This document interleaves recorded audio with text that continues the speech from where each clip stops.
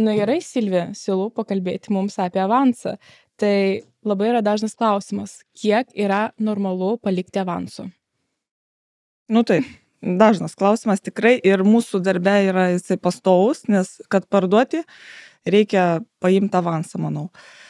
Koks dydis, ane, normalus, tai kaip žinau, pagal praktiką iki 10% yra normalu. Bet visada sakau, kad svarbu yra koks susitarimas tarp pirkėjo ir pardavėjo, nes čia yra kompromiso reikalas, ane? Bet mokama yra į pardavėją sąskaitą, ne į brokerio, kaip kartais galvoja klientai. Teisingai? Taip, taip, taip. Tai vat čia... O susidūrėjai su tuom, kad moka į brokerio? Žinok, norėjo man pervesti, bet atsisakiau, sakau, nereikia man jūsų pinigų. Eina savo. Jo, turėjau tokią situaciją, tai žmonės nežinojo, vat jiem ir buvo klausimas. Tai ar jum reikia pervesti, ar reikia pervesti pardavėjai? Tai va, būna ir taip.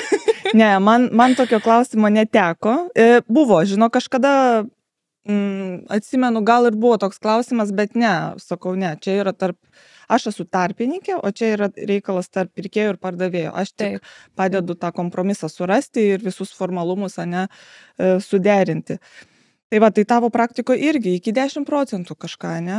Žinai, aš galiu pasakyti tau, kad labai priklauso nuo situacijos. Pavyzdžiui, jeigu tai yra kažkoks tai turtas labai, kaip čia pasakyti, nebrangus, su maža vertė, tai tada ir avansas atitinkamai nebus didelis, tai gali būti ir mažiau negu 10%. Būna pavyzdžiui, kad, kaip pavyzdys, žmonės atėjo, bet dar nepasikreipė į banką ir jie nežino, ar jiem duos paskolą. Tai mes tiesiog turim susitarimą, kad tarkim jūs sumoka tokį kaip rezervacinį mokestį, tarkim, jeigu turtas kainuoja 50 000, 1200. Ir viskas, bet jie nebus gražinami. Tai būna tokių atveju. Bet pavyzdžiui, būna, kad ir didesnį sumą palieka, priklausomai nuo to paties turto. Taip, pilnai sutinku. Bet ar teko tau susidurti, kad be avanso? Ar buvo toks sandoris? Žinai, pas mane, tarp kitko, turėjau tokią situaciją, čia buvo mano gal antras sandoris, mano karjeroje, aš pradėjau prieš 3 metus, o čia buvo lygiai prieš 3 metus.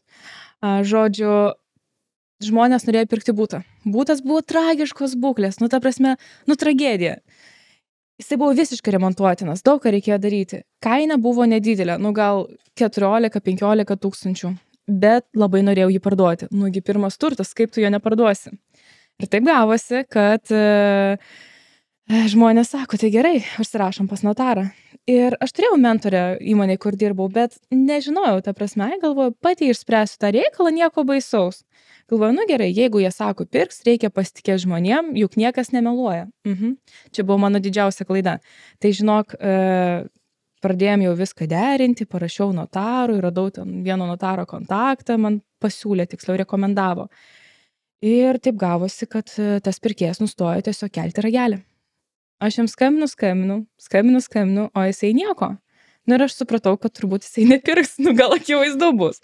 Ir jisai man iš tikrųjų perskambino už savaitės, mes su juo pasikalbėjom, jisai pasakė, žinokit, atleiskit, nepirksiu. Ir po to momentu aš supratau, kad ne, Andželika, nedaryk tokios klaidos, pirk, ta prasme nepirk, o tik tai su preliminaria pirkimo pardavimo sutartį ir tik tai su avansu, kitaip jokiais būdais. O pas tave? Jo, sutinku, žinok, pas mane irgi yra mano darbo praktikoje, ne, tokių situacijų, gal taip pasakyti, gal 3 sandoriai be preliminarios sutarties ir be avanso. Tai reiškia, tai tiesiog vabank, einame pas notarą. Kodėl taip įvyko? Nes nesusitarė pirkėjas su pardavėju. Tai ir dėl avanso dydžio irgi dėrybos vyko, ir dėl preliminarios, kadangi čia yra surišta, ne?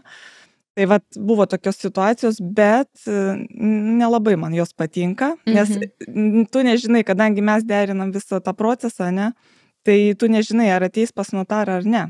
Tai va tas man nepatinka, todėl aš šito stengiuosi nepraktikuoti, bet kada įvyksta tai, tai stengiasi iš tos situacijos išeiti. Kadangi nori savininkai parduoti, ne? O tas kaip ir nori pirkti, tai jeigu nesusitari, bandom. Tai buvo, kad neįvyko sandoris, bet keletą buvo, kur be preliminarios, bet atėjo pas notarą, pardavėm. Tai va, tai mano nuomonė apie avansą, kad jis yra būtinas irgi. Taip, bet vėlgi norim pasakyti, kad čia yra tokia sfera, kur viskas yra labai individualu. Pavyzdžiui, galima kažką tai pakeisti, pakoreguoti tą pačią sutartį. Taip. Na, jeigu, aišku, jums reikia daugiau informacijos, tai galite tiesiog prašyti mums, mes daugiau apie tai pakalbėsime, bet tiesiog norim pasakyti, kad tikrai būna išimtinių atvejų dėl to paties avanso, kokia yra mokėjimo tvarka ir kiti niuansai. Tai va, tai turbūt tiek būtų apie šią temą. Taip.